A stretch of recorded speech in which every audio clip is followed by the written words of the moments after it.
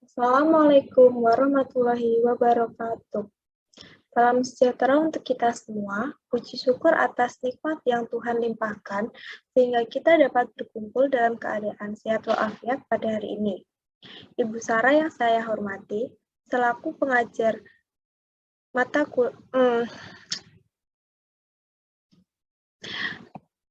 Assalamualaikum warahmatullahi wabarakatuh. Salam sejahtera untuk kita semua. Puji syukur atas nikmat yang Tuhan limpahkan, sehingga kita dapat berkumpul dalam keadaan sehat walafiat pada hari ini. Ibu Sarah yang saya hormati, selaku dosen pengajar mata kuliah Public Speaking, sebelumnya izinkan saya memperkenalkan diri. Nama saya Firliana Endah Kartika Sari, NIM L100-2064 dari kelas A. Selama kurang lebih 20 menit ke depan, saya akan menjelaskan sedikit tentang public speaking. Apa itu public speaking? Public speaking adalah sebuah cara komunikasi untuk menyampaikan sebuah pesan atau informasi di depan khalayak umum atau sekelompok orang. Umumnya, public speaking bertujuan untuk menyampaikan berbagai komunikasi, menghibur orang, dan juga mengajak atau mempengaruhi khalayak umum. Untuk itu, seseorang yang melakukan public speaking atau disebut dengan public speaker membutuhkan keahlian untuk berbicara secara jelas, yaitu terstruktur, mudah dipahami, dan tidak bertele-tele. Bagi seseorang yang melakukan public speaking, pastinya membutuhkan rasa percaya diri yang tinggi, penguasaan materi yang mendalam, dan juga memiliki cara berkomunikasi yang baik. Oleh karena itu, umumnya orang yang biasa melakukan public speaking dianggap ahli dalam menyampaikan sebuah pesan kepada khalayak umum. Beberapa tips untuk melakukan public speaking yang baik. 1. Latihan sebelum tampil. Melatih diri sebelum melakukan sebuah penampilan memang penting dilakukan. Hampir semua orang yang ingin menampilkan kemampuan diri di depan banyak orang pastinya melakukan latihan terlebih dahulu. Kalian perlu melatih diri saat menyampaikan pesan dan materi sebelum memulainya di depan umum. Kalian bisa mengatur posisi atau suasana saat latihan menyerupai suasana asli saat tampil di atas panggung. Kedua, menguasai materi yang akan disampaikan. Menguasai materi apa yang disampaikan sangatlah penting dilakukan. Buat para audiens, merasa yakin bahwa kalian memang benar menguasai apa yang disampaikan. Jangan melakukan metode menghafal apa yang disampaikan. Pahamilah apa yang kalian sampaikan ke khalayak umum. Hal ini bermanfaat untuk meyakinkan audiens dan juga meningkatkan percaya dirimu saat tampil di depan khalayak umum. Karena kamu sudah menguasai apa yang kamu bicarakan. Pada saat ini, sesi tanya jawab pun kalian juga bisa menjawab berbagai pertanyaan dari audiens tanpa ragu. Ketiga, memahami audiens. Memahami audiens atau siapa yang akan menerima pesan darimu sangatlah penting dilakukan. Pahami terlebih dahulu audiensmu agar membantu untuk menyampaikan informasi yang tepat sasaran. Seperti contohnya, jika audiensmu yang hadir memiliki rentang usia 20-25 tahun, kamu bisa menyesuaikan gaya atau bahasa penyampaianmu. Kamu bisa menyampaikan pesan sesuai dengan kebiasaan mereka, berbicara sehari-hari. Dengan cara itu, kamu bisa lebih membaur dengan audiens dan membuat suasana tidak terlalu kaku. Keempat, melatih gaya tubuh. Melatih cara berbicara di depan umum tidak hanya sebatas apa yang diucapkan saja. Gaya tubuh juga perlu dilakukan latihan.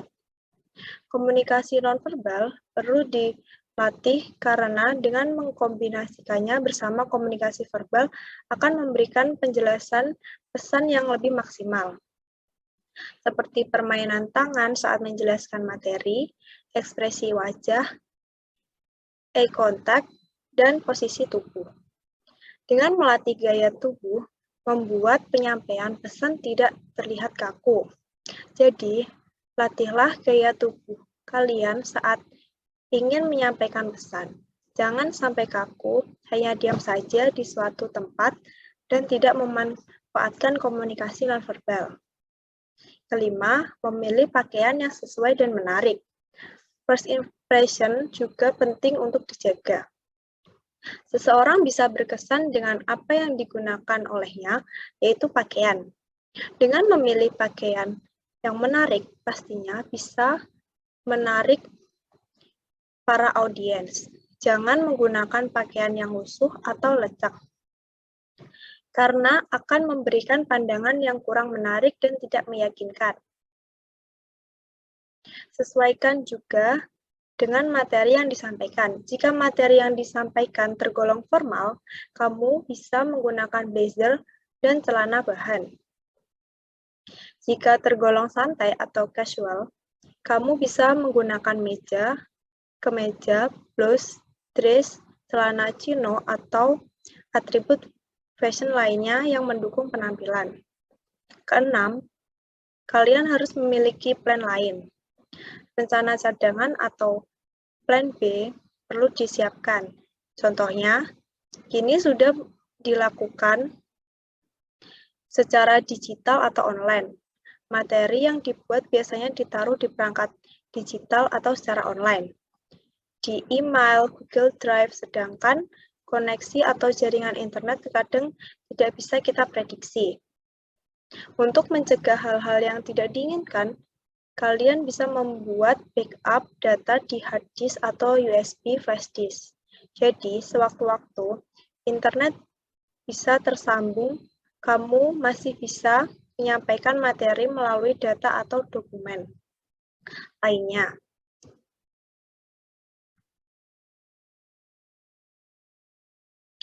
Mengapa public speaking penting bagi mahasiswa? Yang pertama, di perguruan tinggi, mereka akan sering mendapatkan tugas presentasi yang ditugaskan oleh para dosennya, sehingga mereka akan mengembangkan kemampuan public speaking mereka dengan baik. Kedua, mempermudah menyampaikan gagasan atau pendapat, melatih kepercayaan diri, dan melatih jiwa kepemimpinan yang akan berdampak baik di masa depan. Ketiga, meningkatkan kemampuan berpikir kritis. Keempat, public speaking merupakan salah satu kemampuan mutlak yang wajib dibutuhkan di era global. Kelima, apapun bidang pekerjaannya, mereka akan terus berhadapan dengan orang lain, sehingga kemampuan public speaking lagi-lagi harus mereka kuasai. Terakhir, public speaking membantu untuk membentuk komunikasi yang efektif.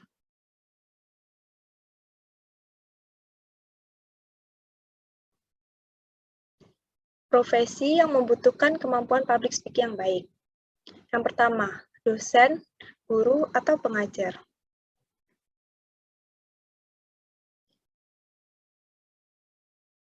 Dosen dan guru harus memiliki kemampuan public speaking yang baik karena agar bisa menyampaikan materi pelajaran secara jelas dan tepat, sehingga apa yang menjadi nasihat, teguran, dan pelajaran yang guru dan dosen sampaikan langsung ditangkap oleh mahasiswanya. Kedua, sales produk. Sales produk harus dapat menarik perhatian calon pembeli mereka dengan public speaking mereka yang bagus dan menarik.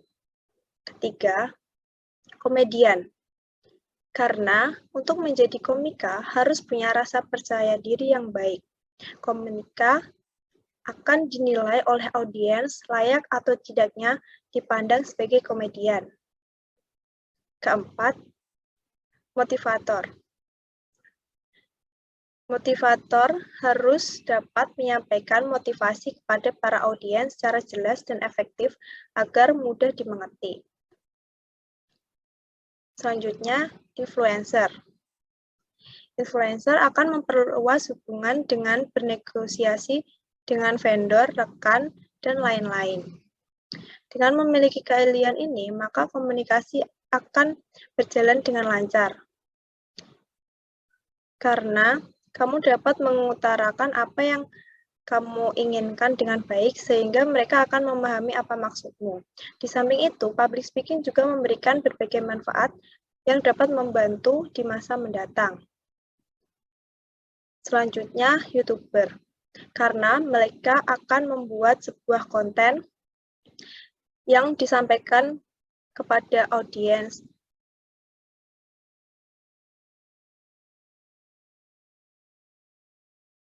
Selanjutnya, moderator. Karena moderator harus membuat diskusi tetap hidup dan tidak membosankan. Kalian juga harus bisa berimprovisasi dan memberikan batasan ketika ada perbincangan yang melenceng dari tema diskusi yang dijalankan. Lalu, customer service. Customer service harus memiliki kemampuan melayani nasabah secara tepat dan cepat, serta memiliki kemampuan berkomunikasi yang baik. Dan yang terakhir, pengacara, karena pengacara dituntut untuk mampu berdebat dan memenangkan argumen, sehingga mereka harus menyampaikan sebuah argumen yang mudah dimengerti oleh orang lain.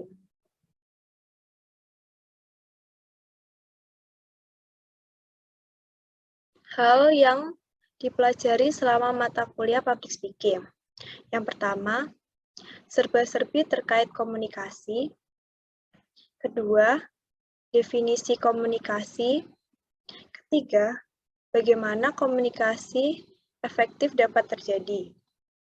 Keempat, kemampuan public speaking yang baik dan benar. Kelima, teknik metode public speaking. Keenam, penyampaian suara yang baik saat berbicara. Ketujuh, praktik public speaking. Kedelapan, membuat sebuah pidato. Kesembilan, analisis audiens. 10, apa yang disukai dan dibenci audiens. Dan yang terakhir, visual message.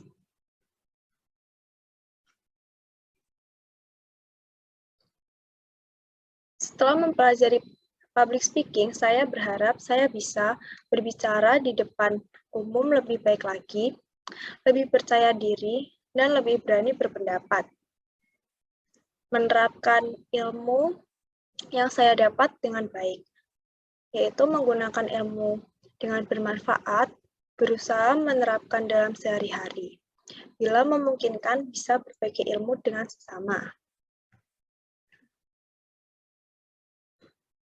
Membentuk komunikasi yang baik, efektif, dan terstruktur. Lebih tertata dalam menyusun kalimat, lebih baik dalam penyampaian, memberikan feedback yang sesuai kepada lawan bicara. Meningkatkan kualitas diri saya lewat komunikasi. Dengan komunikasi yang baik, kita bisa memperoleh banyak ilmu dan wawasan. Dan yang terakhir, bisa menjadi pembicara yang baik dan profesional. Jika memungkinkan, saya ingin menjadi seorang reporter atau bahkan wakil staf khusus kepresidenan. Demikian beberapa hal yang bisa saya sampaikan pada kesempatan hari ini mengenai public speaking. Saya mohon maaf yang sebesar-besarnya apabila ada tutur kata maupun tindakan yang kurang berkenan bagi Ibu dan teman-teman sekalian. Dengan ini, presentasi hari ini saya tutup. Terima kasih atas waktu dan perhatiannya. Wassalamualaikum warahmatullahi wabarakatuh.